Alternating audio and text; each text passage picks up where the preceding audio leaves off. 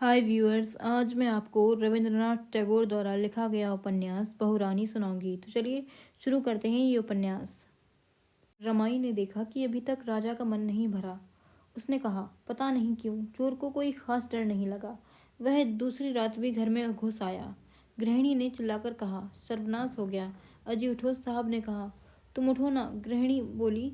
मैं उठकर क्या करूंगी? साहब ने कहा, क्यों? उठकर दिया जलाओ ना। कुछ भी तो दिखाई नहीं दे रहा। इस बात पर देवी जी को क्या गुस्सा आया? साहब उनसे भी ज्यादा जामे से बाहर हो गए और चमक पड़े।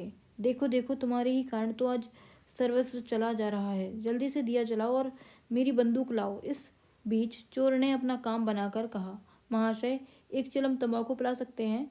बड़ी मेहनत करनी पड़ी है। साहब ने उसे जोर से झपट कर कहा, ठहर, तुझे चिलम पिलाता हूँ। अगर मेरे पास आया तो इस बंदूक से तेरा सिर उड़ा दूंगा। चिलम पीकर चोर ने कहा, हुजूर, दिया भी जला दें तो बड़ी कृपा होगी। सेंध मारने की सबरी कहीं गिर गई है, ढूंढी नहीं मिल रही। सेनापति जी ने अकड़कर कहा, डर गया बेटा, दूर ही रहना, भूलकर भी मेरे पास मत आना। यह कहकर उन्होंने तुरंत दिया जला दिया। चोर आराम से मालमत्ता बांध बूंद कर चलता बना। साहब ने अपनी श्रीमती जी से कहा, देखा ससुरा कैसे डरकर भाग गया। राजा और मंत्री का हंसते हंसते बुरा हाल हो गया। फर्नांडिस साहब क ही करते हुए किसी तरह बीच बीच में हंसी उड़ाने का कर्तव्य पूरा करते रहे। राजा ने कहा, रमाई, सुना है कि हम ससुराल जा रहे हैं? रमाई ने मुंह बनाकर कहा, मार खलु संसारम सारम ससुरम मंदिरम। राजा, मंत्री और सेनापति क्रम से हंसे। रमाई ने लंबी सांस लेकर कहा, बात झूठ नहीं है। ससुराल का सभी कुछ सार है, खान पान और आदर मान सार है। वहाँ दूध की मलाई और मछली का सिर खाने को मिलता है। वे सभी कुछ सार पदार्थ हैं। असार हैं तो केवल वही एक स्त्री। राजा ने हंसकर कहा, वह कैसे? तुम्हारी अर्धांगना? रमाई ने हाथ जोड़कर आकुलतापूर्वक कहा, महाराज, उसे अर्धांगना ना कहें। 3 जन्मों तक तपस्या करने के बाद ऐसी आशा है कि शायद किसी दिन उसका अर्धांग बन सकूं। अभी तो मुझ जैसे 5 अर्धांग एक साथ जोड़कर भी उनके बृहदाकार से तुलना नहीं की जा सकती। राजा, मंत्री और सेनापति बारी बारी से ठठाकर हंसे। मैंने तो सुना है, राजा ने कहा, तुम्हारी ब्राह्मणी बड़े शांत स्वभाव की है और घर के काम काज में बड़ी होशियार है। रमाई फूट पड़ा, इसमें क्या? सारे घर में ऐसा जंजाल है कि मैं पल भर भी वहां टिक नहीं पाता। मुंह अंधेरी ही मेरी गृहिणी ऐसा झाड़ू फिरती है कि मैं सीधे महाराज के दरवाजे पर आ गिरा हूँ।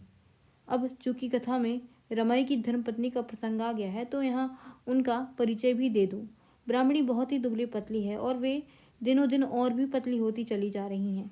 रमाई को खुद पता नहीं कि घर वापस आने पर उसे किस कोने में दुबका रहना पड़ेगा।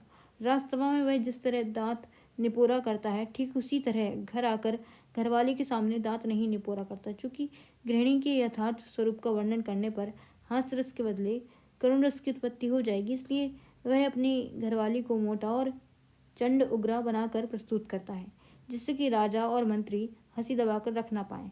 हंसी रुकने पर राजा ने कहा, भाई रमाई, सुनो, तुम्हारे हमारे साथ चलना होगा। सेनापति को भी साथ ले लेंगे। सेनापति ने समझा कि रमाई उस पर दोबारा आक्रमण करेगा। उन्होंने चश्मा उतारकर फिर से नाक में चढ़ाया, अचकन का बटन खोलने और लगाने लगे। उत्सव स्थलों पर रमाई को पहले से ही पहुंच जाने में कोई आपत्ति नहीं होती, क्योंकि वे कोई लड़ाई का मैदान तो था नहीं। रमाई ने टिप्पणी की, भला क्यों? राजा और मंत्री ने सोचा कि अब कोई मजेदार प्रसंग आ रहा है, इसलिए बड़े आग्रह से पूछा। रमाई शुरू हो गया। अब सेनापति साहब की आंखों पर हमेशा चश्मा ही तैनात रहता है। सोने के समय भी इसे आंखों पर चढ़ाए रखते हैं ताकि सपना भी साफ साफ देख सकें। सेनापति साहब को लड़ाई के मैदान में जाने से क्या आपत्ति हो सकती है भला? वे तो इस बात से डरते हैं कि कहीं तोप का गोला उनके चश्मे के शीशे से न टकरा जाए और वे काने न हो जाएं, है ना महाशय? इस पर सेनापति ने आसन से उठकर कहा, महाराज, आदेश दे तो अब चलूं।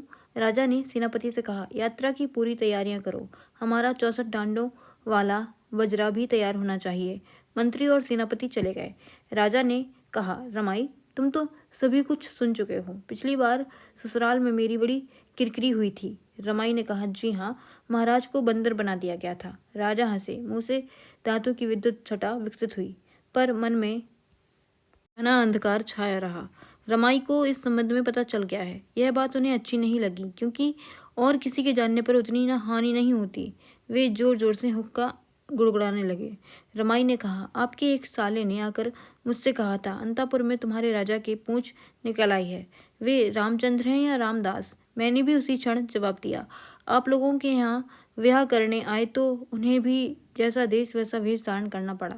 सुनकर राजा अति प्रसन्न हुए। उन्होंने सोचा, रमाई की वजह से मेरा और मेरे पुरखों का मुख उज्जवल हुआ और प्रतापादित्य सदा के लिए राहुग्रस्त हो गया। राजा को युद्ध विग्रह से कोई विशेष लगाव नहीं था। वे उसे कोई महत्व ही नहीं देते थे, पर इस प्रकार की छोटी घटनाओं को वे युद्ध से कहीं बढ़कर महत्व देते थे। अभी तक उनकी यही धारणा थी कि मेरी घोरतर अपमान सूचक पराजय हुई है। यह कलंक कथा रात दिन उनके मन में शूल की भांति खटकती रहती थी और वे लज्जा के मारे पृथ्वी में समा जाना चाहते थे। आज उन्हें कुछ सांत्वना मिली है कि चलो सेनापति रमाई रण में जीत आया है, पर उनके मन में लज्जा और ग्लानि का भाव एकदम नहीं मिटा। राजा ने रमाई से कहा, रमाई, इस बार जीत कर ही लौटना होगा। यदि विजय हुई तो मैं तुम्हें अपनी अंगूठी पुरस्कार में दूंगा। रमाई ने कहा, महाराज, जीत की क्या चिंता। यदि मुझे आप अंतःपुर में ले जा सकें तो स्वयं सास महारानी तक सभी को जी भरकर मजा चखा आऊं। राजा ने कहा, उसकी क्या चिंता, मैं तुम्हें अवश्य अंतःपुर ले जाऊंगा। रमाई ने कहा, महाराज के लिए क्या असंभव है। राजा ने तत्काल राममोहन माल को बुलाया। राममोहन माल बल और पराक्रम में भीम के समान था। उसका शरीर लगभग 4.5 हाथ लंबा था।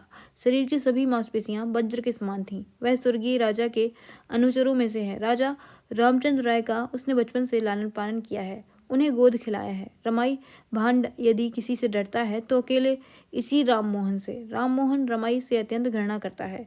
राममोहन हुक्म पाते ही दौड़ा आया। राजा ने उससे कहा, हमारे साथ 50 जवान जाएंगे और तुम उन सबके सरदार बनकर चलोगे।